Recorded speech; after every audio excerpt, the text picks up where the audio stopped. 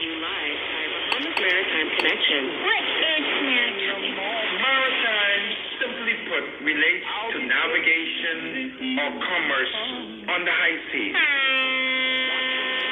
say money makes the world go round. I say ships move the money that make the world move. Who navigates those large international ships? How often are international ships required to be surveyed and inspected? Maritime also protects our seas and waters by way of our local Bahamas Defense It is Force. very sad to say that out of 1,500 plus ships that are registered under the Bahamian flag, only a very small amount of Bahamians are employed.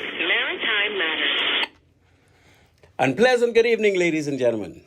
Welcome to Maritime Matters.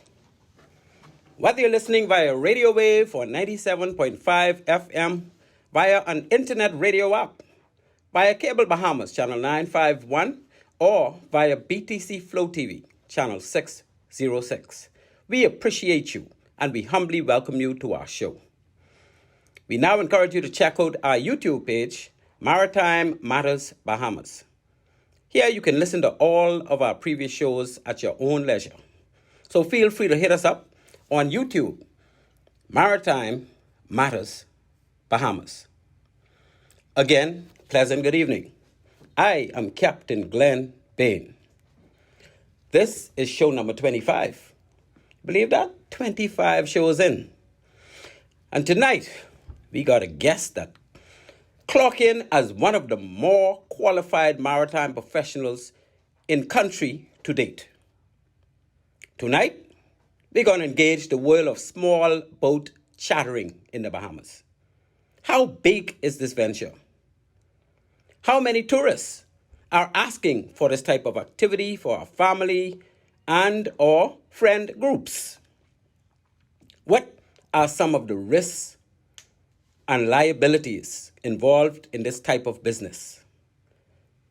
Tonight, ladies and gentlemen, we got for you the man that have all those answers.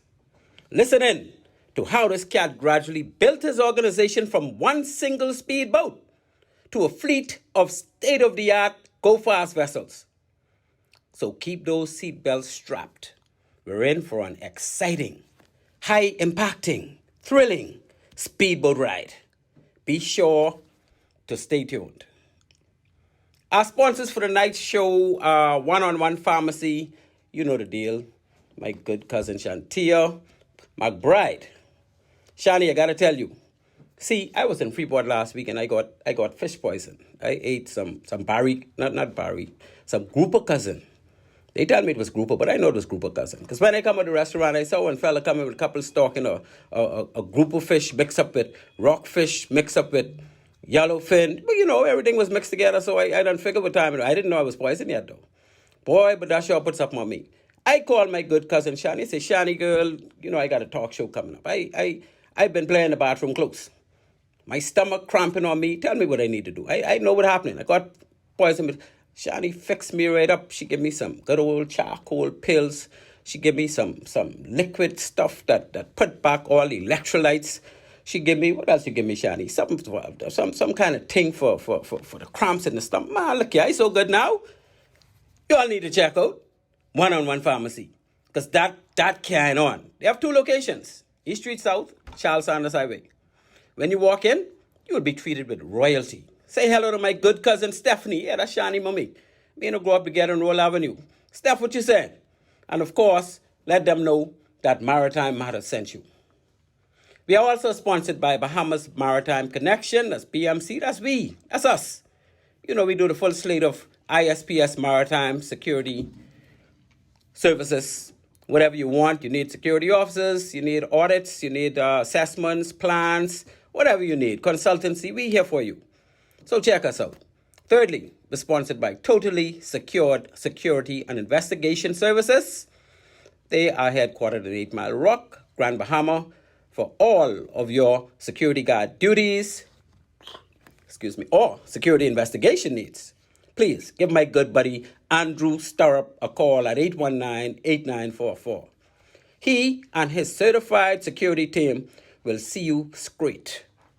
That's Totally Secured Security, 819-8944. Say hello to Andrew for me. To the listening audience out there, it would be remiss of me to go any further and not introduce our wonderful producer. I introduce to you tonight the insatiable, the man of the hour, the man with all the power. He is fully able and quite capable. The one and only, Mr. Craig Gibson. Thank you very much. There you go. He salutes to the crowd. That's what I'm talking about. You're listening to Maritime Matters, people. On this show, we talk maritime. Maritime Matters airs weekly at 19:30. Every Tuesday here on Love 97 FM. The primary purpose of our show, of course, is to highlight persons that made significant contributions to maritime in the Bahamas and to sensitize Bahamians of opportunities in the maritime sector. Halfway through the show, we will open all the phone lines. The number to call to reach us would be 326-8255. Again, 326-8255 will be the number to call. We're going to have quite a fascinating, interesting show tonight. And trust me, you guys are going to want to call in because you're going to get in on some of this. Let's again highlight our outstanding maritime heroes blast from the past. May their souls, all of them, continue to rest in peace. We start out with the HMBS Flamingo skipper, champion captain, senior commander, Amos Roll. Then we got the port controller extraordinaire, the greatest port controller ever, Mr. Leon Flowers. We have our king of sailing, sloop sailing pioneer, champion, over and over again, the legendary, the one and only, Captain Raleigh Gray. And of course, we got our gold medal Olympians in sailing, the only maritime activity we ever won a medal in the Olympics, a gold medal at us. That would be Sir Dermot Knowles and Cecil Cook. Moving to our current matters in maritime. We got a couple of them here for you. And then we move on to our great guest who's going to enlighten us with all of these things we need to know about small boat chartering in the Bahamas. The first matter on the maritime feed I have in line is Scotland begins using tall link ferry to house Ukrainian refugees. You see, since the beginning of the Russian-Ukraine crisis, governments all over Europe have been turning to cruise ships as a source of temporary housing for those refugees from Ukraine. The Scottish government signed a 6-month short-term charter agreement with the Estonian ro-ro company Tall Link. Some of the estimated 10,000 refugees taken in by Scotland are being housed aboard the 41,000 gross ton ferry Victoria, docked near Edinburgh. This ship is 635 feet long and is fitted with over 700 cabins. And common areas on board such as doctor's surgery, buffet restaurant, cafe, pharmacy, on-board shop for incidentals, etc. are all in place on board the Victoria from Tall Ships Company. Also, we have a second ship, Holland America Line's Volendam. That was a cruise ship that Holland America Lines used to house refugees. And of course, they can house far more refugees than the Tall Ship ro-ro passenger ferry. But the Volendam was used since April of this year. This arrangement is slated to be engaged until September 10th. So as of September 10th, the Volendam is supposed to be moved back into passenger services. So they're going to take a year or two, get that ship back in order, and they're going to be back in line for carrying passengers, which of course she was designed to do. Moving in on number 2. there's an agreement in sight for Ukraine's grain exports. Turkey's government believes that it is close to brokering a real agreement with the United Nations, Ukraine, and Russia on a process for shipping grain out of Ukrainians' blockaded seaports. The technical agreement will require ships to be inspected for any inbound armament cargoes which are unacceptable to Russia. Mine hunting and mine clearance operations will be necessary. I told you all a long time ago, the Black Sea is infested with mines. So if they want to make a path for grains to be shipped out of there, they need the mine hunters to go and hunt the mines and the mine sweepers to go and clear the mines in order for ships to move safely in and out of Ukraine ports or any port in Ukraine. Also, security guarantees to limit Russia's attacks on port infrastructure and shipping will have to be negotiated. So Ukraine don't even want Russia coming in there because they're going to be so close to their infrastructure and whatnot. They can set them up and want that. So they got to be happy. Russia got to be happy. And of course, the UN, by way of Turkey, is going to negotiate where the grain in those ports can now start to come out. Because the world is suffering as a result of the shortage of grain going around the world. Third on our list, the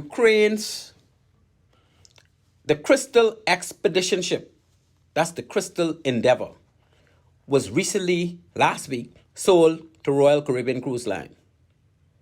Now, see, this 1-year-old world's most luxurious expedition cruise ship was auctioned off because there was, just like our two Crystal cruise ships were auctioned off last month by our Admiralty Marshal. The same thing happened with the ship. Now, this is the most luxurious expedition cruise ship ever built. These are small cruise ships carrying about, 200 passengers or so and another probably 60, 70 crew. They designed for luxury cruises in areas where those big ships cannot go. So this one was built by Genting Hong Kong just last year. It's only a year old. It's a 20,000 gross ton, 200 passenger ship. So although it's so big, it only could carry, every cabin on board is a suite. The cost of that ship was $385 million when it was built on delivery last year. And they boast just shy of $2 million per berth. So for each cabin where people live, cost them over $2 million when that ship was designed and built. Versus other luxury expedition cruise ships, which cost around $1 million per cabin. So this one is about, the cabin area is about twice the amount for the regular luxury expedition cruise ship of that kind of size. The Crystal Cruises outfitted the ship with a broad range of expedition amenities, including Zodiac crafts, the little go-fast small boat which you hop in and have fun with, kayaks, a passenger submarine, you believe that? This ship carries a submarine that can carry passengers and do underwater exploration, and an unmanned drone. You got a drone you can play with. The luxury standards on board include all suite accommodations. In other words, there's no cabin on that ship that is not a suite.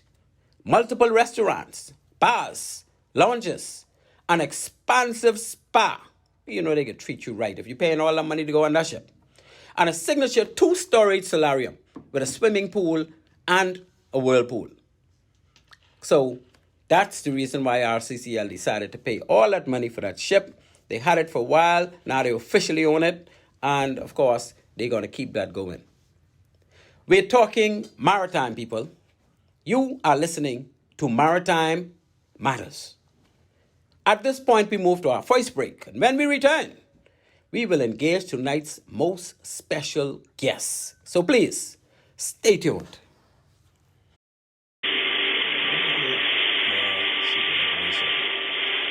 Coming off fish poison, man, it's rough. Fish poison, sweet water. They're supposed to be group up there. See all the markers when they come with the fishermen, the desperate and stuff. And guess what? Mike was in another restaurant, the same day with food park. Me and him got poisoned the same day with people. two different restaurants. Because they come from the same place. Exactly. Same fisherman here. And it's not the same place that they ain't there before, right? And we are back, ladies and gentlemen. And you know, without further ado, I reserve no hesitation in introducing tonight's guest.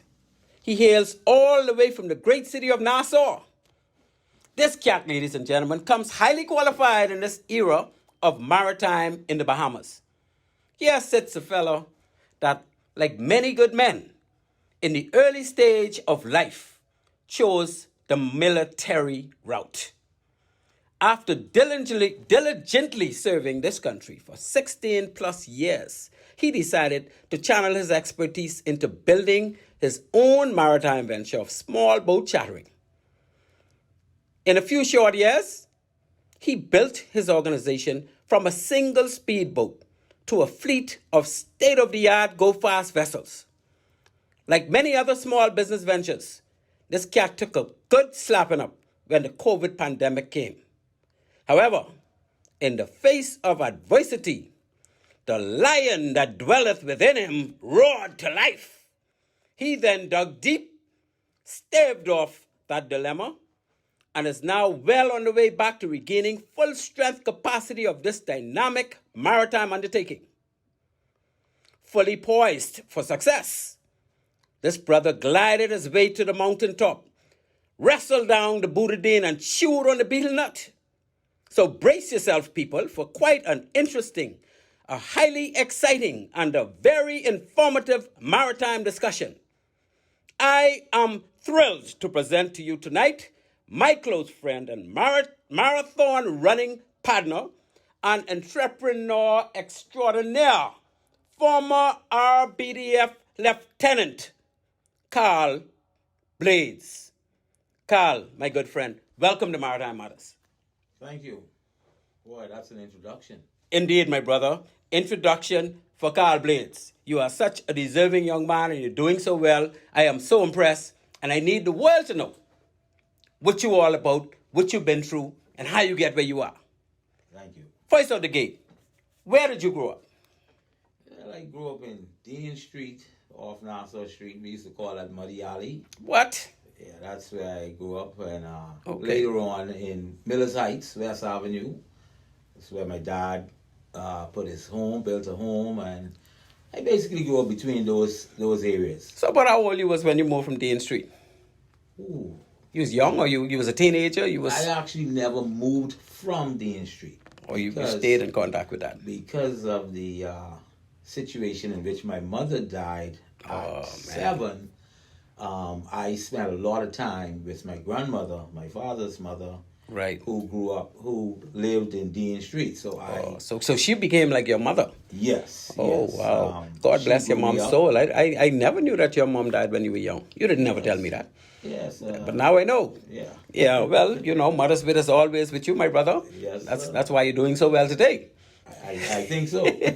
Okay, so you know about living in a house with outside toilet? We had an outside toilet, but I must say that we did have one inside too. Oh man, you were spoiled. You was quite fortunate. I wasn't that fortunate. When we moved to South Beach, that's when I know about flushing toilets. Yeah, my grandmother, they used to call them my blades. Okay. So we had one. And Yes, we had sir. one in the back. Excellent. So who were some of your parents? Okay, your mom died. Who was your dad? My dad was a plumber by trade, Carl Blades Sr. Oh, you were junior. And also avid and a cyclist. Oh, he used to ride bike too? Yeah. Oh, so you didn't just do that for hobby, you did that because you inherited that. Yes. Yeah, I always a admired. little piece. Yeah, you inherited some. That's so good, Carl. Good to hear, man. And your siblings? I have a sister, Lillian Blades, who's an artist. Okay. And She's older or younger than you? She's younger. Okay. So you're the oldest? I am actually, I have a sister that is older than me. As well, okay. Jeannie. She is actually not same father. Okay. And she's older than me. Right. Okay, good, man. What about friends? Anybody you care to mention that you was really close with growing up, either in one area or the next? It's too many. There's a lot of friends. Okay, it's cool, man. Yes. Bernie Minnis, I gotta mention, that's That was we grew up. Bernie Menace. You and Bernie was pretty close. Yeah. Yeah. We still close. We good friends. Yeah, And, I know Bernie. In fact, I know that whole family. Very good family. Miller's Heights. You know, I bought a house in Miller's Heights really early, so I got to know a lot of people in Miller's Heights as well. I didn't grow up in Miller's Heights, and I grew up in South Beach. Yeah. And of course, Roll Avenue. But yeah, man, me and you got a lot in common. I can tell you. I mean, I think you know that already too, right? Yes. So, what schools did you attend while you was growing up? Because you was living between two places. Right. So my dad was a plumber and not a rich guy, but I attended Xavier's College. That sounds rich enough. And then from there, I went to St. Augustine's. Oh, you was a sock fellow. I was a sock fella. Well, you know what we used to do with sock? We used to pack sock and send them back. No. Well, I'm a peso. Not in the 80s. Not in your days. Not in my Okay. We had different era. You come slightly behind me. Good thing you did. Yeah, but SAC is a great school. I always respected SAC, although we always butt heads with them when it come to the playoff. Aaron Bailey and SAC for everything. Boy, it was hard to get over SAC, but we always somehow got over SAC. And GHS too. GHS was in the West when I was in school. We only bugged them if we won a championship and we had to go play championship after winning the round robin. But GHS always had all those schools had at their times. Yes. St. John's was tough in my days. Yeah, they had some real superstars in St. John's, but again we had to spang them up a couple times, you know. So, all right, what inspired you or motivated you to join the Royal Bahamas Defense Force, Carl? I got an application was given to me by a family member, and This while you was in school or after you got out of school? this was actually when I was working after coming out of school, working on my first job, Right. and I put it aside. What's your first job was? I was a salesman and service technician at what was Radio Shack. Oh, because you was a radio technician. I remember that. Yes. You was a technical fellow, although you ended up driving boats like a seaman. That was my first job. The electronics. That's right. I was always tinkering with something. And Right. You liked electronics. That was me. So what caused you to get into Defense Force? You joined Defense Force because you wanted to do electronics in Defense Force, or you decided you want to join Defense Force for something different? Well, I could say, let me just tell you the truth. Please. It was a good job. You needed that money. Yeah. That money looked good. Good job. Yeah. Well, you're no different from hardly any of us. All of us. I was given the application. I didn't fill it out.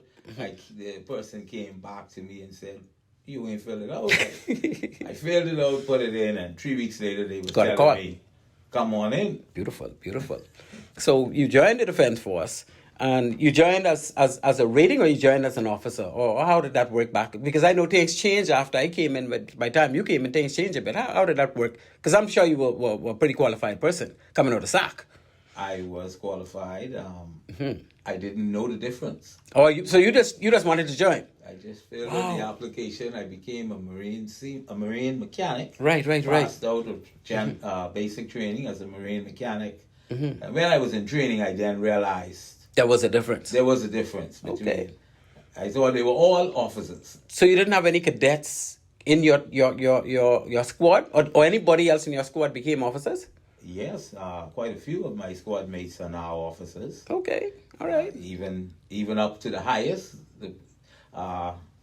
Commodore Raymond King is your squaddy? King is my oh, squad man, you got good squad. You was getting on. So yeah, that's very good to hear. Right. So after joining and realizing the difference between the officers and the ratings, you decided to move being over. Being encouraged by my first executive officer. Who's that? Good man. Who's that? The one and only. Nosy. The one and only Ralph Sanders. Oh yes, Fraction. Yes, Ralph Sanders, good man. You qualified. Check your file. You qualified. What you doing? Yeah, you should take that opportunity to move into being an officer. Right. And so you made that move. Yes. You went off to Dartmouth. Yes. And one of the questions I see, people like you, I could ask this question because I would not have known. When you train on the base and you compare that with your Dartmouth training, is there a significant difference? Because I never trained in Nassau. My training started in England. Yes, it was a difference. I was I would say fortunate enough to go through 2 trainings. Right. That's a very fortunate thing. I did my basic training, and Right. then when I was selected to be an officer, They had some prep training I for was that. put back in training with new entry 23, Okay. which had one of our good officers, Mr. Alpin Taylor. Yes, that's your squaddy. That's my second squad mate. But he was entry 23. oh, he was in your squad. Right. Okay. So we went through officers training Together. together with entry 23. I must say that I was one of the, I guess, only had a lanyard, Yes, and yes, it yes. was taken away from me, and I had to earn it again. Yes. That's very good. But you know, Alpin and yourself. You know, I've seen a lot of people come out of Dartmouth. A lot of groups come out of Dartmouth. But the group with you and Alpin, I always admired. Because both of you did well. Yes. And both of you, I work with. I mean, you work with me. We work on the same vessel. Yeah. So I had an opportunity to see what you guys were capable of, and I was like, "Man, the two of these guys, which one of y'all did the best in that?" Man, should I ask you one? I need to talk to Alpin first. we did. Let's leave that alone. We'll talk about that off air. Yes, very well. I know. We'll talk about that off air. We can't let the world know yet, right? So, you feel like what's the difference though between your Dartmouth? I mean, in your experience. Because, I mean, obviously, when you went to Dartmouth, you was basically a veteran. You don't understand what training was all about. Yeah. You wasn't like me. I had to learn how to slick my shoes. I had to learn how to fix my gear. Because when I went over there, I came straight off Civil Street. Mm-hmm. So I had to try and learn all of that. Little navigation, but I never knew anything about. I thought when I went to Dartmouth, I went to do PLX and learn to be a rugged... You know, I didn't know I had classrooms and stuff to go to. I didn't expect none of that. That's why I never wanted to go to college or anything. Although I did well in my academics or the school, I wanted to get away from academics. I was a busboy getting ready to be a waiter when I got into Dartmouth. You know, and a happy busboy. Yes. But I was happy to join the Defense Force because, you know, you got that show money coming. You go into England. I never even dreamed I would ever go to England. BTE. After I got my BTE, been to England. Boy, that's the only degree I ever have. I even ain't trying to get no more. Well, I only have a high school diploma and my been to England. You got your BTE. Yeah. So, you know, that's why I tell you, me and you got so much in common. Right. Because, you know, you join, you think, okay, that Dartmouth experience, because in Dartmouth, they have something they call CNL, which I learned about very, very quickly. Character and leadership. Character and leadership. That was what I was just about to say. Mm-hmm. The training in Dartmouth was based on making you an officer.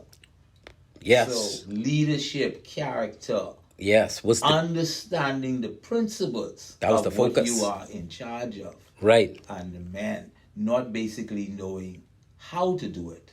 Right. But knowing what is to be done was what we were stressed on becoming better in. And not only that. Right. Was key. Character. Character. Whether you're a good leader, if you don't have that character, they still mark you down. Yes. So you left that organization because let me tell you, I was when I was in Dartmouth, I was a disaster. My first 6 weeks, you remember the PPT? We call it the Professional Progress Test. They did that when you went there? Yes. So I think it was like 11 different tests, exams. Mm-hmm. And I failed 9. Well, I think I did pretty well. No, but see, you had pre-training. Yes. But all this stuff was brand new to me. I didn't know. And then I used to be sleepy in class because I used to run in 6 o'clock in the morning. See, I had to learn all of this, right? And I failed 9 of 11. I was on captain's warning, commanders. I was on all the warning they had, right? But a good thing we had a break in the summer. I was able to catch up with my handouts. And when I went on DTS, it became a lot easier because we repeated a lot of stuff. Yeah. And that's how I was able to pass. Otherwise, I don't know what would happen to me. Well, I must say that I think what to the advantage of me and Taylor, and a lot of the officers that went through training, went through rating training, in Coral Harbor, it was easier for us in that. First of all, we were very much physically fit and used to being stressed. Right. used to taking verbal abuse, which you didn't get a lot of in Dartmouth. You don't learn that. But actually, you didn't get a lot of that. But not in Dartmouth. Not in Dartmouth. No, that was more of a Coral Harbour thing. That was more of a Coral Harbour thing. Yeah. Physical abuse, verbal abuse. You were able to take those things, and I have to sort of. So who was your instructors when you first joined training in Coral Harbour? When you did your first training? My instructor was Captain Simmons. Mike Simmons? Mike Dead Bad Simmons. My dog. My dog. Hey, boy, we graduated. He's a pacer now. We graduated from Bailey together in 79. Right. Mike was such a quiet guy. And when I started to see him carry on, I was like, this Mike? Yes. And me and him are very, by the way, he's not doing very well. He's recovering right now.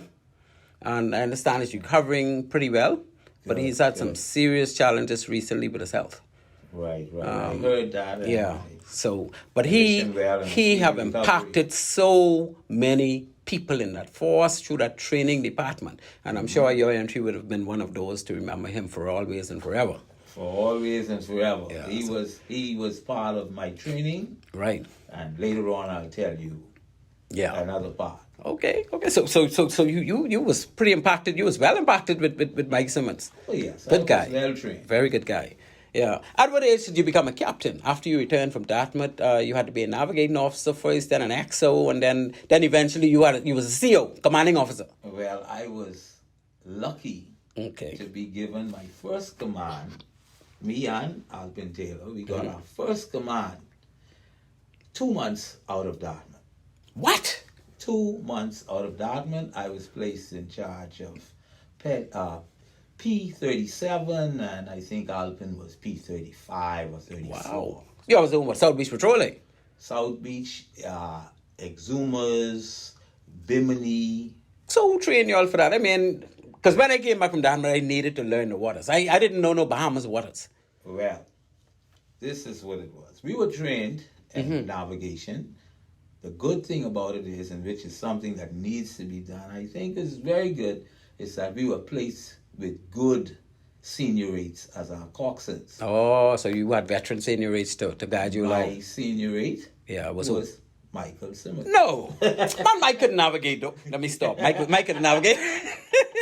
Yes, he was my first coxswain. He was pretty experienced, yeah. Yes, and so. Okay, so you guys hit it off. Well, you already knew each other very well, so. Right, so it was smooth sailing. Wow. And he would just whisper in my ear sometime and say, you sure you won't do that? Exactly. That's excellent, man. That's what you call, and that's what they talk about character leadership. Yes. If you don't know how to listen to your subordinates, you could never be a good officer. Very true. And we had so many officers pass through defense force, even at the top level, didn't know how to listen to their subordinates. Have to listen, and they paid their price, and they would know who's in charge and who's making the decision. But they still give you advice because they have some experience you wouldn't have. Right.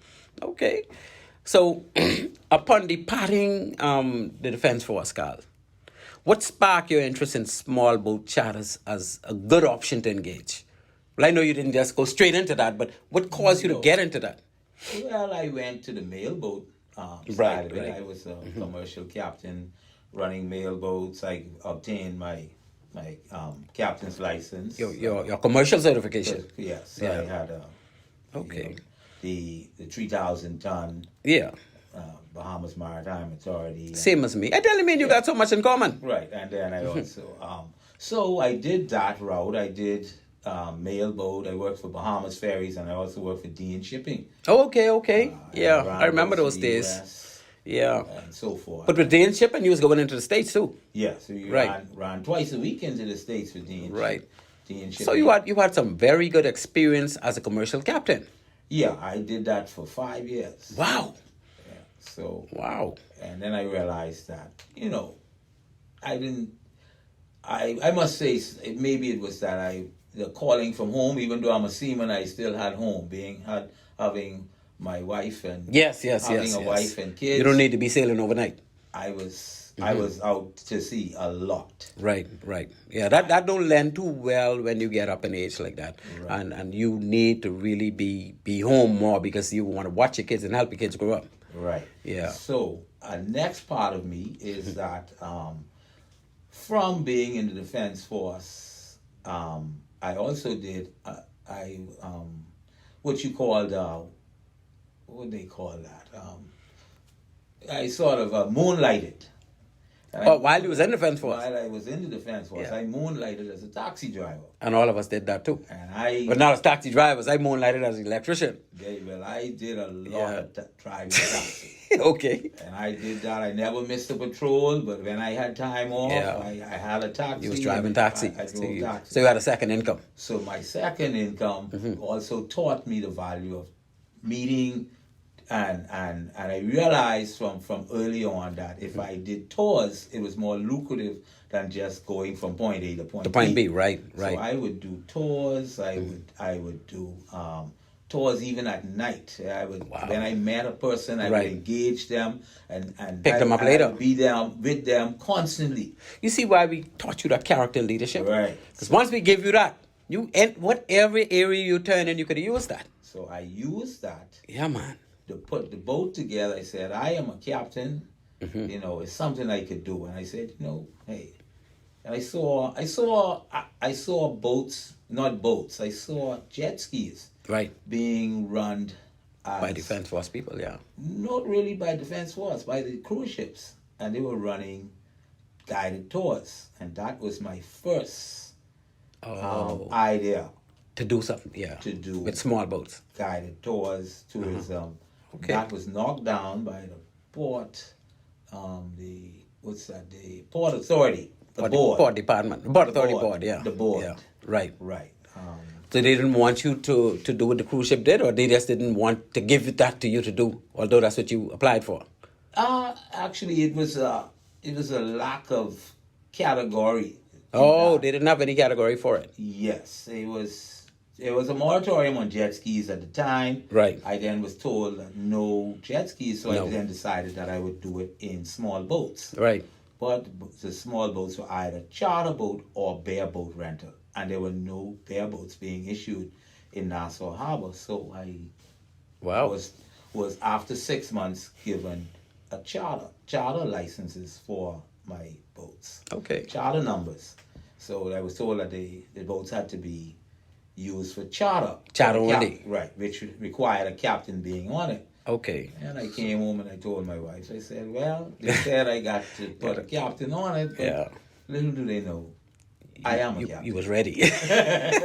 Very good, very good. And then went in that direction. Yeah. So what was one of your biggest obstacles as far as setting up was that one of your biggest obstacles, the Port Authority Board? The biggest obstacle was the board. It took over half a year to obtain the license. To do your operation. Right, to do the operation. Wow. It was at the time, the Port Authority Board only met once a month. Yeah. So when you was deferred, you was then deferred to another month. So is that still the case, you think, for a young person trying to get into, or it's established now when it wouldn't be as difficult? I think it's a little better now. I think the Port Authority Board meets... Now, I'm not talking about when they meet. I'm talking about as far as them actually giving somebody the charter authorization or the charter license. Because it sounds like the license is different from regular boat registration. No, boat registration is easy. Boat registration for a private boat is easy. No, not for a private boat. I mean boat registration for a commercial boat. It's not a problem to get a charter boat license. Once you're a Bahamian and you meet the qualifications and so forth. Right. The problem is when you're trying to do something that is out of the box. Yeah, so you was like one of the first people in this area, you think, or they had somebody? No, I was given charter. Charter was not a problem. Right. I did not want to charter. I wanted to do guided tours. So if you got a charter permit and your boat has a boat registration for charter, you can't do guided tours under that?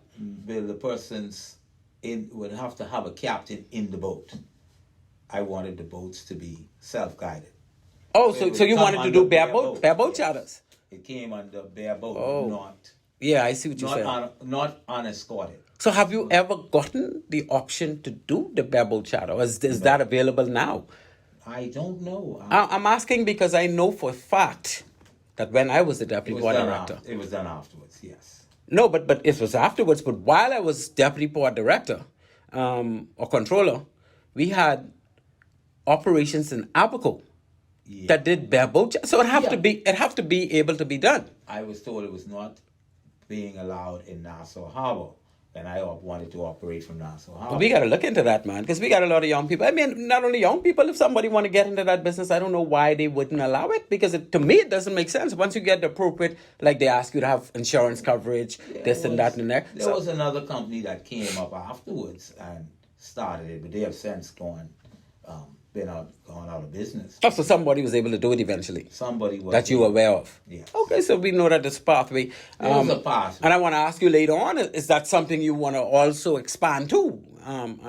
Maybe. Yeah. Who knows? Yeah, man, we need to look into that. We ain't want to leave nothing out, you know. No. Because you got a lot of people coming in that are capable. They have their own boat from where they come from, and then they can. I mean, we have strangers or tourists in our waters all the time, up and down. There's enough work out there. There's enough work out there. I agree.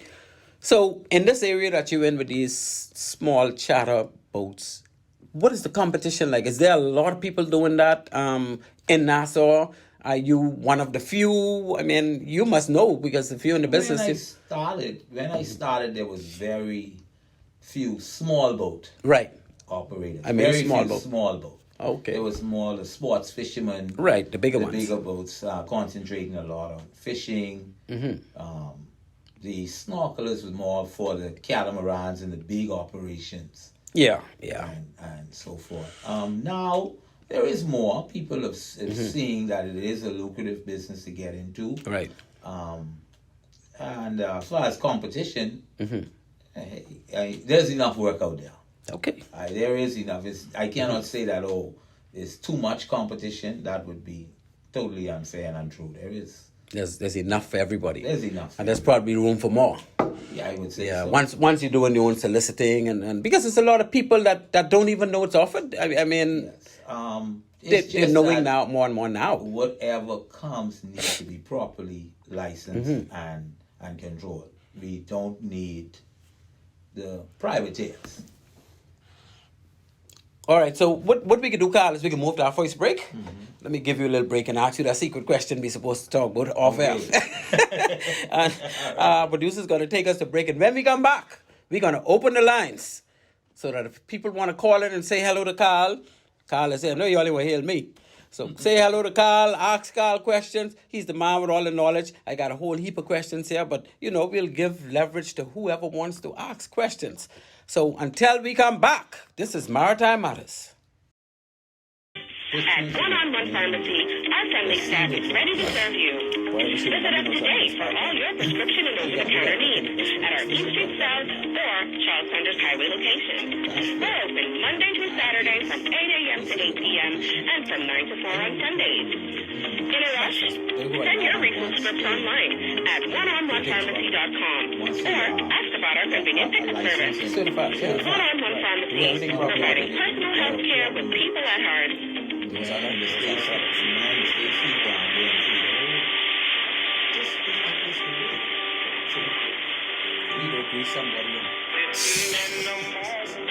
Let's get back and open these lines.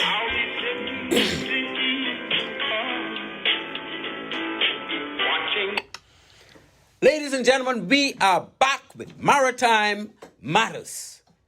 Lines are now open. The number to call is 326-825-8522. Is that it correct? 326-8255. Let me get it right, because boy, I don't know around me tonight. I must see the poison group of cousin I eat.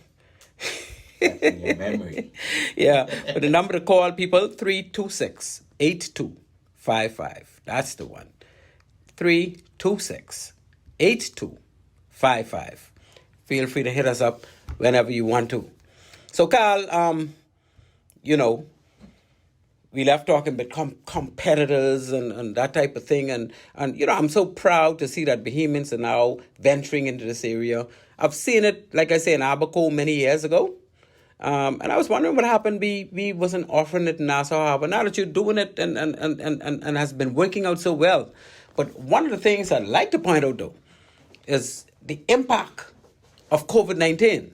Because when COVID-19 came, people, you couldn't do these kind of things because we had lockdowns and all the rest of that, and the hotels were not having a lot of tourists who were moving around and doing things. Did COVID-19 have any significant impact on your operation? Tremendous Oh, yeah? impact. Wow. I recall March 2020 having one of the last, I would think, tours that I did. It might have been even the last, and I was on my boat cruising down, heading west, looking at the beach, Paradise Island Beach, and that beach is normally in beginning of March would have been packed. Right. And it was empty. Wow, just sand. Empty, just sand. And I said to my mate, I said, this is real. Yeah, it I reached. said, this is real.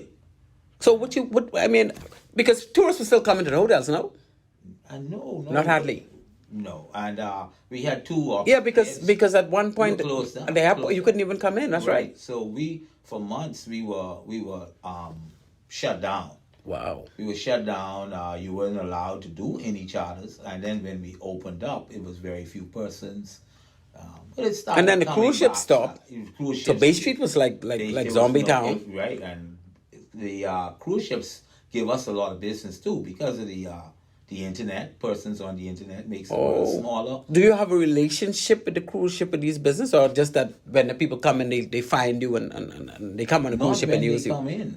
People Before they find come in? us before we come in. Before they come in. Cruise passengers? Yeah. But that's not done by the cruise ship then? No. Okay. There are businesses and competitors who are attached to the cruise ship. Right. But a lot of the small boat operators would simply work the internet.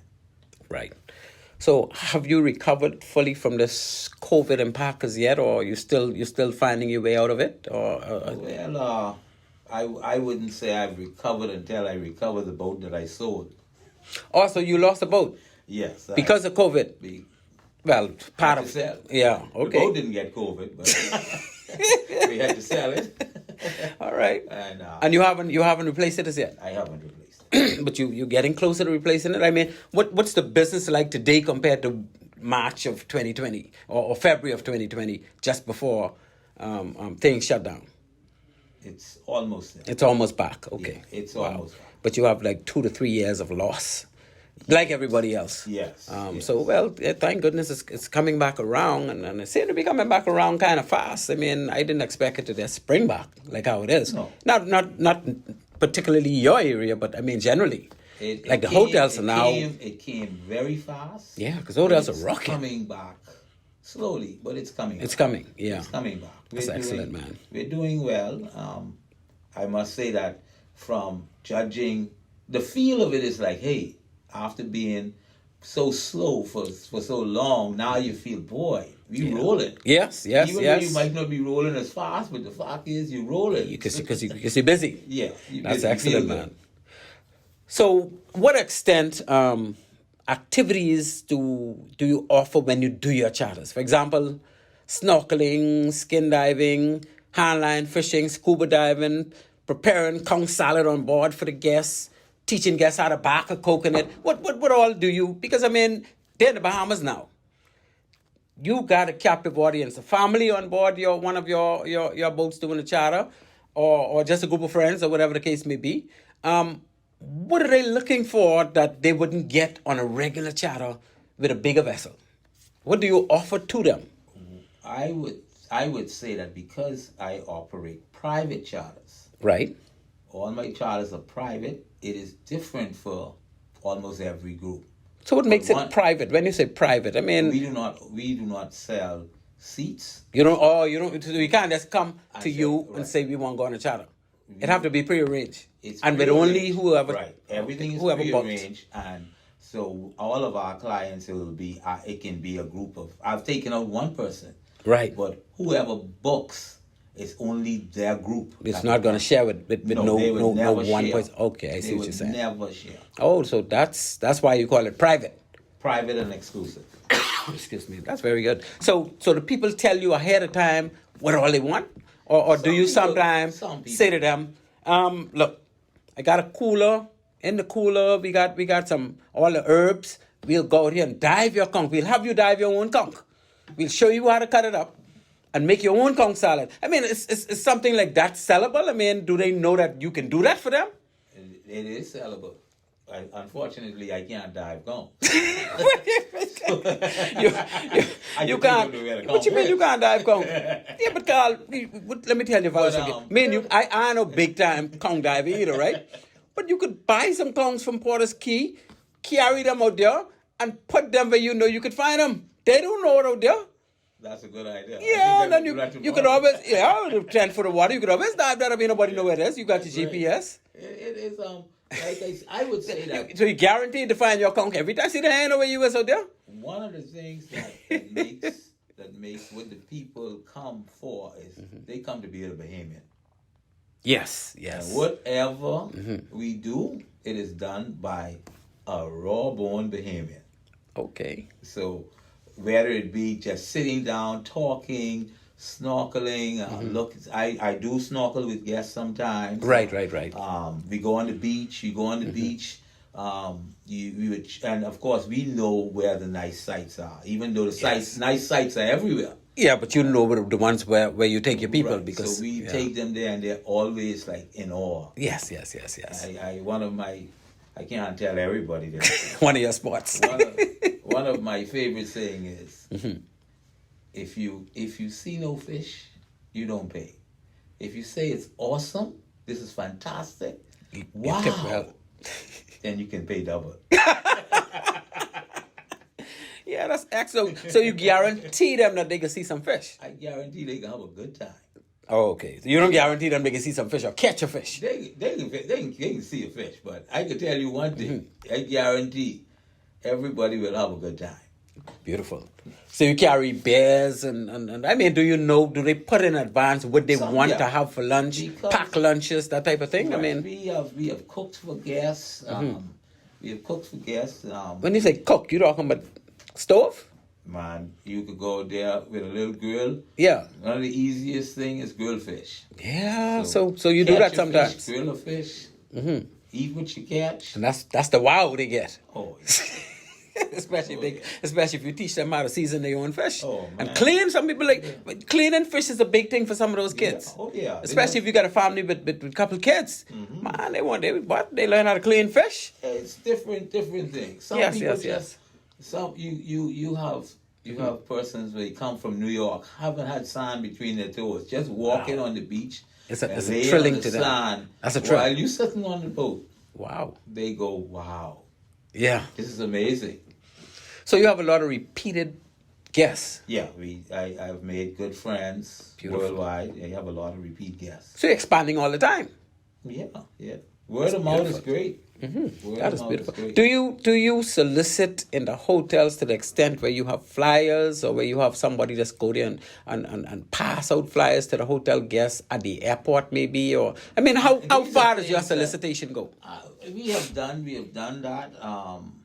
Flyers and so forth. We have done that. At this time, sometimes we do. Sometimes we ease off a bit. We work with the hotel, the concierge, because they have to have somebody to give this, their guests. Right. When their guests say, we want to do this, we want to do that, they have to have somebody to call. The concierge knows me and my competitors. Right. So that it's a network. Wow. This okay. is a network. So the tourist is like Atlanta City, blown away, I guess. So. Yeah, because if they giving the hotel good reviews about that experience, then of course the hotel will be more inclined to use whoever the good reviews coming on. Right. And I know you wow your people more than other fellas. So try. That's good. So what are some of the risks and liabilities involved in this type of business? Yeah, like in every business, you do have liabilities. One of the biggest liabilities would be guests getting hurt. We are operating in a wild environment in the water. Yes. So you can have an accident or somebody, even as trivial as it may sound, being stepping on a sea egg or sea urchin, walking on the rocks. They want to sue you for that. Well, that's where liability would come in. That's where the liability would come in. Okay. So we do have liability insurance, and that is required by the Port Department. So you get local liability insurance or international liability insurance? I mean, I don't know what local. From the local insurance companies. The reason I ask is because while I serve as deputy port director, I keep saying director, deputy port controller, it was very difficult to get jet ski insured or insurance for jet ski operations in the Bahamas. Eventually, we got it done. I started to liaise directly with the registrar of insurance. And they were able to assist, and they got one company on Marathon Estates, I think it's Star or one of them, and they offered all jet skis coverage. Wow. And that was the only one they could have gone to.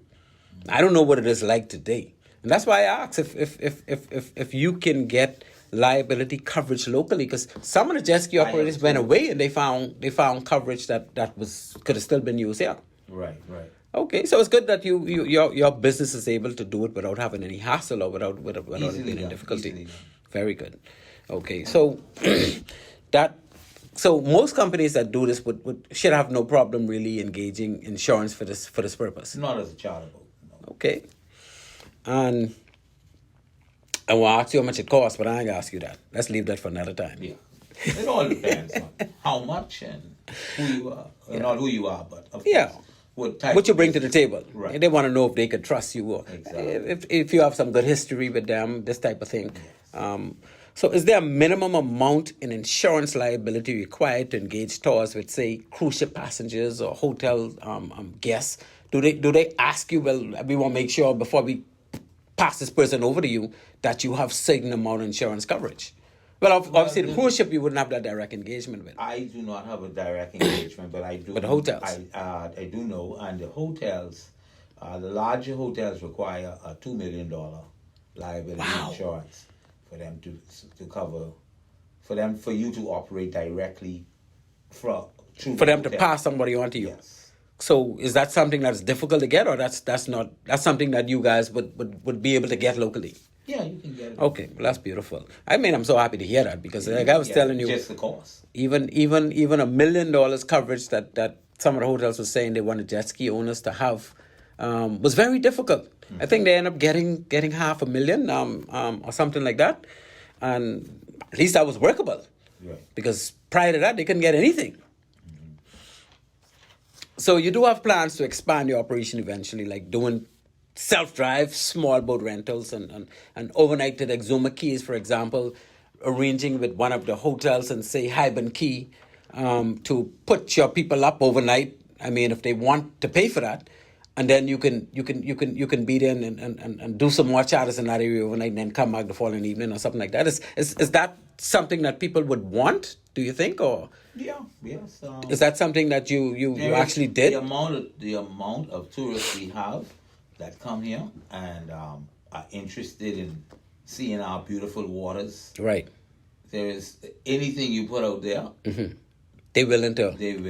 So have you experienced doing that? Have people been willing to do that, or had you offered that to them and they engaged it? That is overnighting is one of the things that I am very much want to get into. Of course, it requires bigger vessel and more input in more cash input. Yeah, but I mean, obviously they'll have to pay for it, and only people who can pay for it would even want it. I am talking about Of course, the cost would be passed on to the client. Of course, more. That's the only way you could offer it. To get into that, even with the small boats. In my view, once you get to the Exumas, I mean, Stanley Key is basically going between the keys. You don't need any arrangement to. No. Right. So if they're prepared to pay for overnight, I'm sure you can get them in, and that probably work better for you as a boat owner too, because you don't have to come all the way back here to carry somebody out the next day. Yeah. That's all that is being looked into. Okay. So what are some of your favorite, or I want to say their favorite sites in the Exumas? Now I'm talking about Exuma Keys, obviously, and yeah. Boy. I because I know about some spots, and I just want to hear from you which ones really wowed them.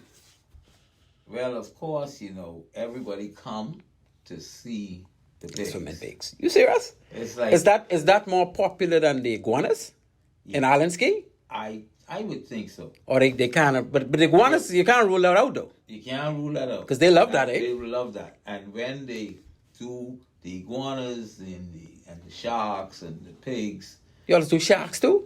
the nurse sharks. Oh, nurse. Yeah. So they have an area where you could always find a nurse. Compass key. Oh, that's real shark to most tourists. Right. Because I remember when I was a tourist in a different country, we were walking among the nurse sharks and the stingrays and all the rest of that right near the reef. Right. So yeah, that's big shark. That's some of them huge. I feel as if when they come and they see those, they tend to forget the pigs. Yeah, they get really excited. Yeah, they come, they see the pigs, they spend 20 minutes at the pigs, but they spend half hour, 45 minutes on the beach. But Carl, I can tell you, the first time I went to Island Ski and I saw those iguanas, I mean, I was on the fence first and I was blown away. Yeah. I wasn't even a tourist. Right. But I was like, wow, we get iguanas this big, but you could just come and see? Yeah. Because I don't think there's anywhere, well, I'm sure there's nowhere else in the Bahamas where you can go and you guaranteed to see iguanas that size. Black Point. Black Point? Yeah, they have some in. On the South Beach, the Southwest Beach, eh? I haven't been to that, but I've heard that they have some. Okay, nice but they are iguanas those ones close to at Island Black Pensacola Key was woof. Yeah, but the Island Ski is well known. Yeah. Closest to Nassau. Yeah. You can get Yeah, there. that's right. You that's not like a land and sea park where you gotta cover a couple of keys to get. Right. And do you actually take guests to the land and sea park? Do they? We have some guests that request to go to Wadrick Wells. Okay. People, Beautiful. You know, the internet has made the world a lot smaller, so people see yes. things and then they become interested and they say, I want to see this, so I want to go there. Right. Yeah. And, you know, the Exumas, the Lutras, the Berry Islands, we are doing charters. The Berry Islands too? Yes. People request to go to the Berry Islands? Hoffman's Blue Hole. Well, I know they like to go to Dean's Blue Hole is called, no, not Dean's Blue Hole, Hoffman's Key. Hoffman Ski got a blue hole? Yeah. Okay. So they request to go to see that, and the berries is there. I mean, now we have people asking to go to Andros. To see the blue holes, I guess. No, to You mean like Kamalamiki. Oh, Kamalamiki, okay. Well, Once you have one since you got star, all them one people, place. we got one people on the phone line now waiting to get in. So, Carl, let me just see who this is, because I know they want to hail me. You know, people get tired of me. They like these guests. Let me just see what question they have for you, Carl. Okay. Good evening, caller. You're on Maritime Matters. Please. Thank you very much for calling. Good evening, Captain Brain and Captain Carl. How are you? My, very Top shape, brother Herb. Very well. And how are you, sir? I am wonderful. I had to call in because I said, Carl, I have to rescue you because Glenn will talk you to pieces.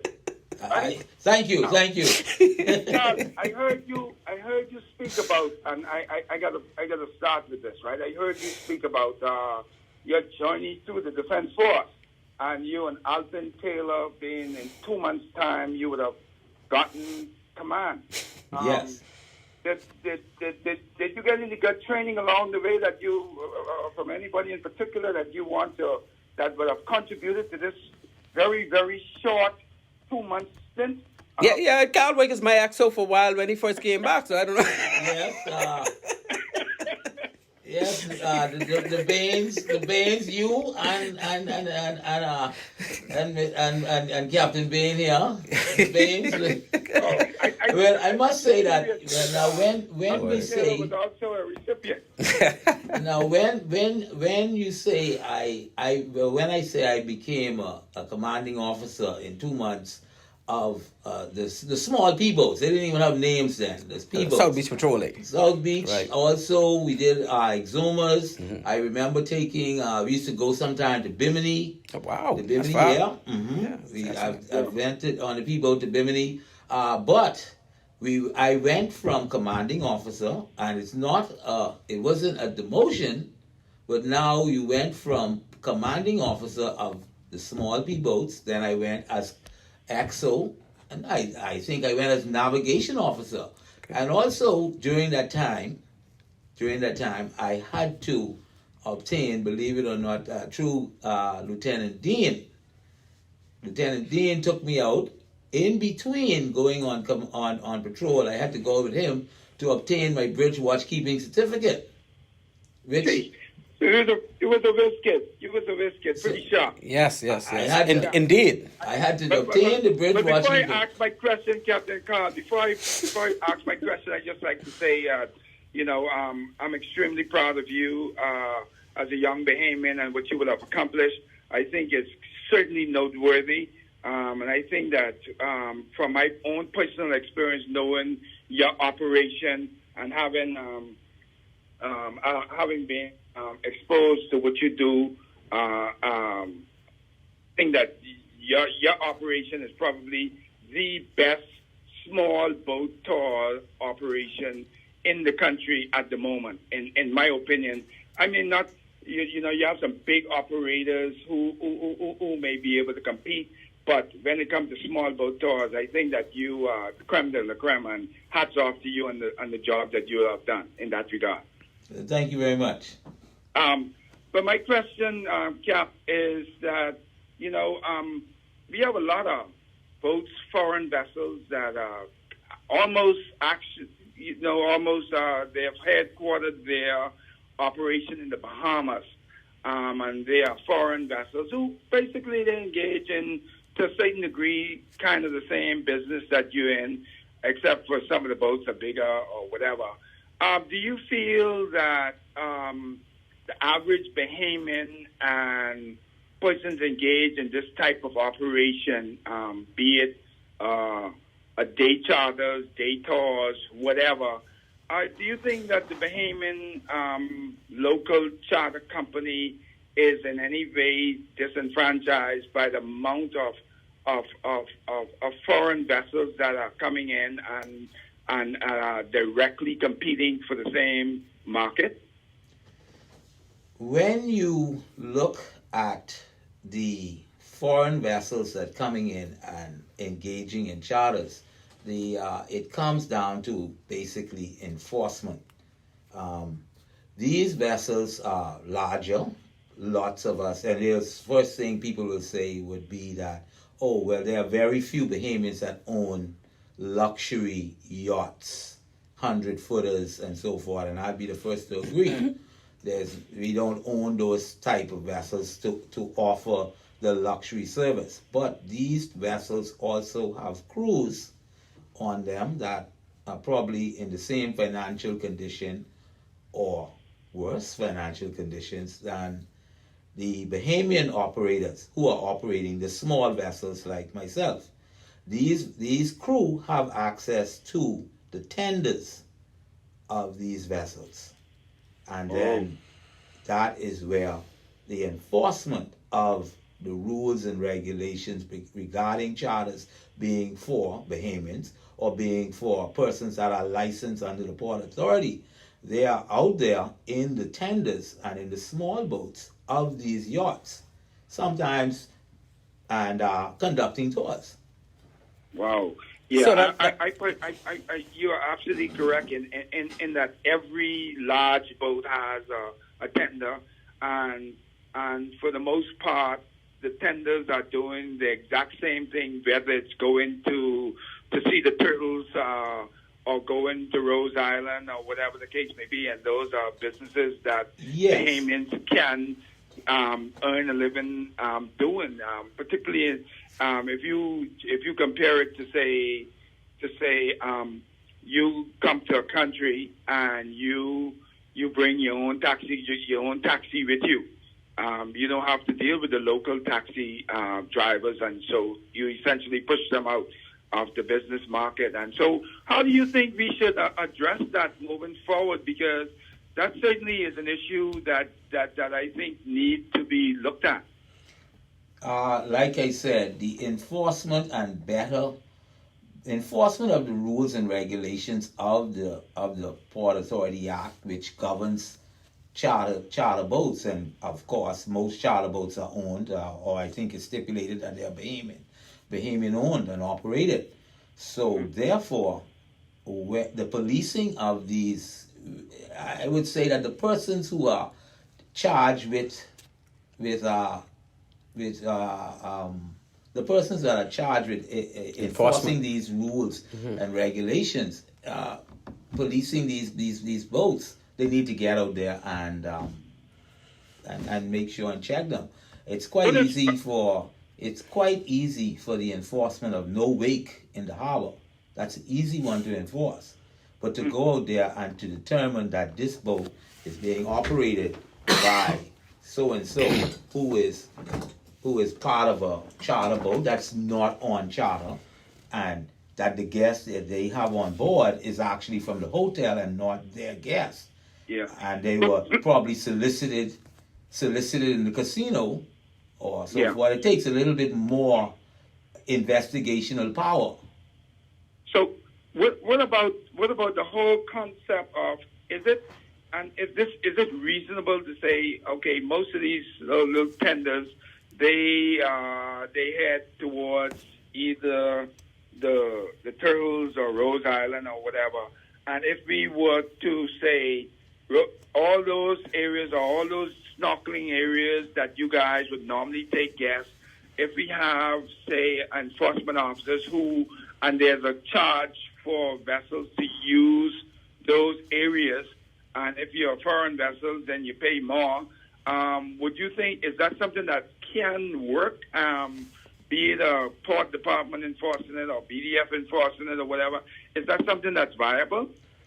I don't think putting a price on our reef that is for Bahamians is, I think, just simply ensuring that the persons using it are authorized to use it.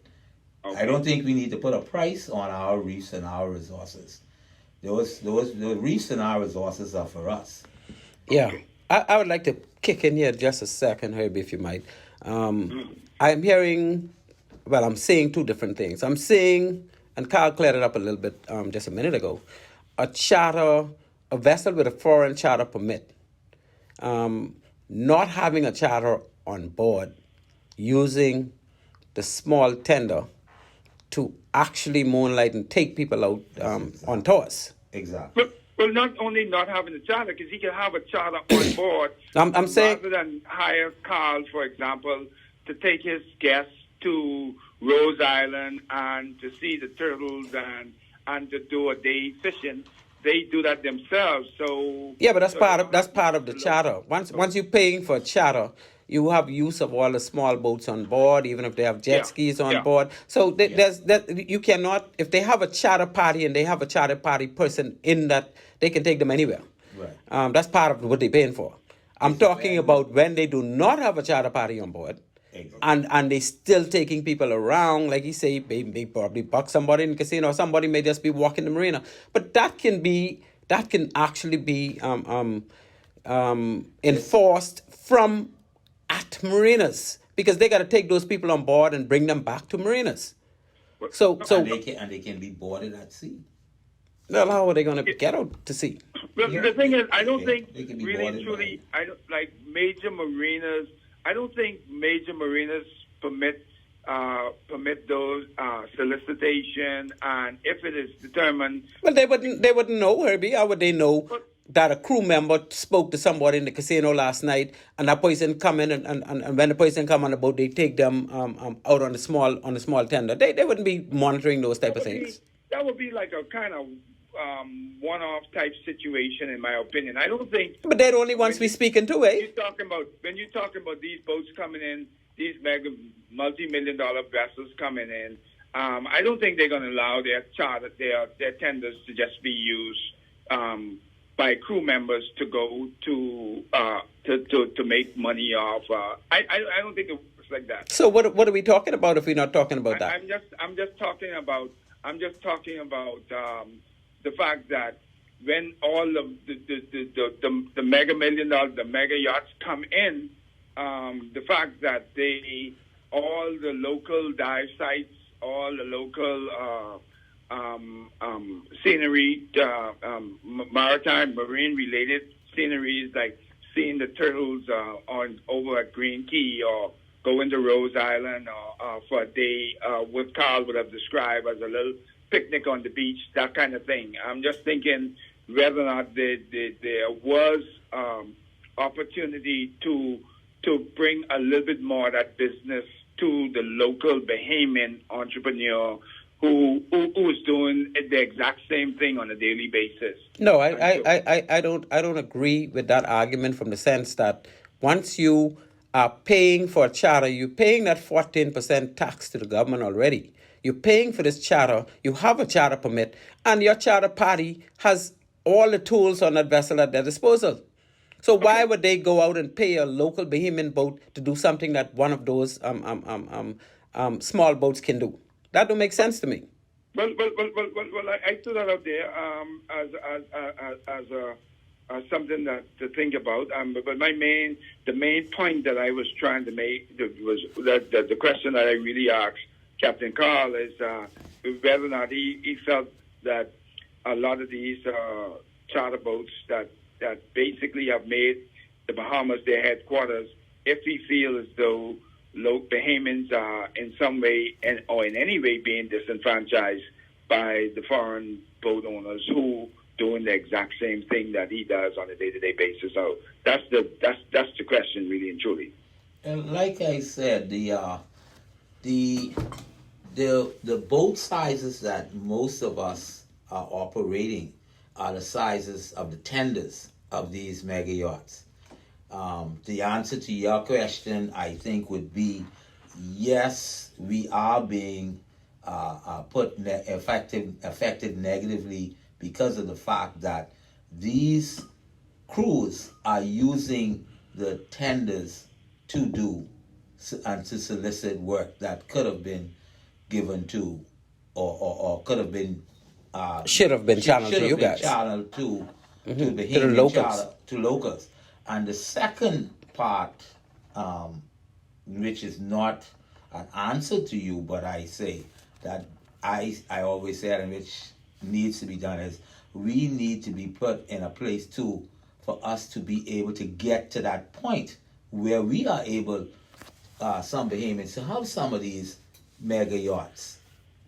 We're working on that. The financing, maybe the coming together of 2 or 3 companies and getting one, together. One mega yacht. Right. Yeah. United we stand. I think we can go further. We can start with even if one yacht and keep building on it. Like how you started your company. Exactly. Yeah. We can't keep standing as separate individual companies and expect that to happen. We have to come together because the financing is that financing huge, is huge and it's a big obstacle. Yeah. Okay, so fine. Herbie, Thank you very much. Well, I thank you for calling, Herbie. You look like you could be the only one calling tonight, which is good because he had some very good questions and some very good inputs. And I thank you because you're always here for us, Maritime Matters. And, well, you know Carl just as well as I know Carl because you run with him in marathons just like I run with him in marathons. And we ain't going to talk too much about those marathons, but the night ain't going to end. The night ain't going to end without us talking about some of them marathons. I put some beating on him. No. Let's talk about both. Okay. All right. Thank you very much for calling in, my brother. Thank you. Yes. Thank you, sir. Yeah. Well, Carl, we could go on because I got a couple more questions. But before we do so, I want to give, first of all, let me just highlight my sponsors because I have one more time I got to mention my sponsors, and then I want to give you the opportunity right after that to give any shout-outs you have to give so the time don't run out on us. We're down to 8 minutes. Oh, no, you didn't know, right? I tell you time is go fast. Oh, wow. So, so let me just say... Time flies when you're having fun. Exactly. Thank you to my sponsors. That'll be One-on-One Pharmacy, Shani and a good team of good quality service people in a pharmacy. And you can reach them at oneononepharmacy.com if you want to, send in your prescription before going to the store. They'll have it ready for you. Again, they're located on East Street South and Charles Sanders Highway. Again, we got Bahamas Maritime Connection Limited to deal with all your ISPS security needs. And we got totally secured security and investigation services in Freeport. They're in Freeport and in 8 Mile Rock. They're headquartered in 8 Mile Rock, but they're all over Freeport too. And that is my good friend Andrew Stirrup. You can call him at 819-8944. those are the three sponsors for tonight's show. Again, our beautiful producer, Mr. Craig Gibson, is still with us, and he's just navigating things as we go along. And I say thanks to Craig one more time. And with that, I say, let me give my good friend Carl an opportunity to just say a shout out to anybody he wants to say shout out to before we get caught up in the last 5 minutes. Well, shout out, I gotta say, give the first shout out to the person that was with me from the beginning, who started this company. Wow. I think I would say that she started this company and pushed me along the way and started doing my emails to the point that people would say, somebody impersonates you, because she spoke on the emails with such proper English. Wow. And I spoke in Bahamians. Well, if you say she, that could only be one person. Miss Bahama Botoas, my wife. Beautiful. Siobhan. The great Siobhan Blades. Yes. Yes. She is very the good. backbone, I think, of this company. She was doing emails and behind the scenes, and she's the only person that could write and explain a tour, but would not go on the boat. She don't go on the boat? Very rarely. Yeah, because once or twice I call Once your or number, twice. and she would answer, and I would say, I'm trying to reach Carl. Oh, you're trying to reach this Glenn? Oh, you're trying to reach Carl? Yeah. She'd tell me how to reach you. She could explain a tour and the boats and the weather and everything very well on email. Beautiful. Well, that's a big help. Right. And that's a big drive, a big push. And when you got somebody with you from day one, man, that's most important. Right. And then the next shout out, also this is a family business. Oh, that's It's what a I'm talking family about. business. So I have my best employee, Right. my best captain, the best fisherman in the company. Okay. My son, Shivago. And he better than me now. He could keep things running in your stead. You don't have to be around all the time because he can handle things. He can handle every boat. Wow. He can outfish me. What? I tell you, he's a fisherman. That's excellent, He man. can So, outfish me. And I think he can drive better than me too. okay, he can handle the boat. Oh, he's a good boat handler. Oh, that's good. That's lovely, man. That's That's a big plus. Your wife and your son right there to do, Right. and your son could basically handle anything as far as carrying people out, and your wife could handle anything as far as administrating. He was working with me from he was 14 years old. He had he could drive boat before he had his car car license. Wow. He was driving boat. That's excellent, man. Right. That is so impressive. And of course, my mentor and who has been with me in my days in the Defense Force, and when I bounced from CO to XO, from CO to NO, who been there all the time, was Tony Archer. Oh, Tony, yeah, Tony. Tony Archer's well, of course, he and I worked together quite a bit as well. Yes. He and I were very close. As you know, well, you probably don't, but he's now, he's a pilot in Freeport. Yes, I know. And he's like We you work say, together. he's been in Nassau Harbor with Fast Ferries as well for a We while, worked and for Fast all the rest of that Ferries good together. stuff. Yeah. He's a good mentor to have because he was one of 2 div subs in Dartmouth that I know of. Oh, very good leader. That I know of. It was Davy Roll was the first one. Okay. But he was in Blake. But Davy was the first one and did extremely well at Dartmouth as a div sub. And Tony Archer would have been the second. I don't know if he had any sense, Tony. I don't know. Right? But I can tell you that as you know, you've been to Dartmouth, so it's not very easy to make div That sub is in not Dartmouth. easy. So those to 2 beat I out- must to beat out the Englishmen. recommend. Yeah, to beat out all those Englishmen to be a div sub. And you're only there for 3 terms. Yeah. That's a huge achievement. Yeah. So yeah, Tony Archer was one of those really, really solid Defense Force officers. And still is a very solid officer. Right. I must say. And yeah, okay, so that's your shout outs. And that said, we have 3 minutes left. So let me just go on to the fact that you mentioned your lovely wife, Siobhan. That's the only woman I know beat me heads up and running. To introduce me to running the very first time. Boy, she put some beating on. I was so ashamed. I mean, the fellas then passed me, George and BH and of course, Bodie was already out front, and God bless his soul. And then I figured, well, boy, anyway, I beat the girl. When I come back on the main road, she up in front of me, and so everybody beat me that morning.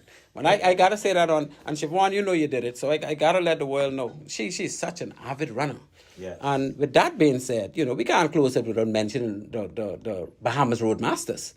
Yeah. Because both you and I and well, you came in because of Siobhan, I'm sure.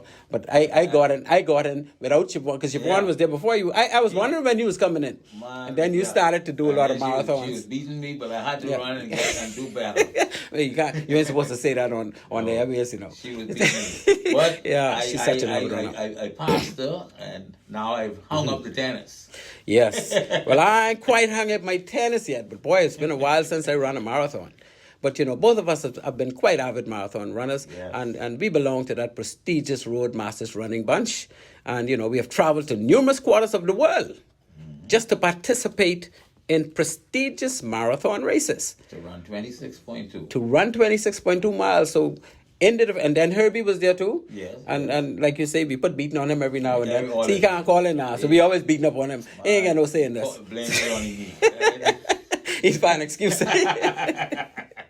But that's the way it was, man. But Carl, let me just say to you, thank you first of all for blessing us on Maritime Matters. I had to chase you a little bit, but I know you're a busy fellow, and you came and you really put on a good show, and I encourage you to go on because you are in a good business. You've made it what it is, and like Herbie indicated, you are a second to none with this operation. I'm sure we have other good operators. Oh, man, but we got good operators. we got some good operators out there. Good operators. And we want them to also, keep their feet to the fire, keep the tourists happy, and let's expand and make this such a big deal for visitors coming to our country, because it is, I'm sure, a different kind of experience and something that we want to nurture and keep moving forward. Yeah. So with that being said, my friend, again, our time is up. You thought we wouldn't run out of time, but I got two more questions here, but we ain't gonna worry about them. The time is up, and I'd like to say thank you again to my good producer, and ladies and gentlemen, the Bahamas and elsewhere. With that, we say Maritime Matters out.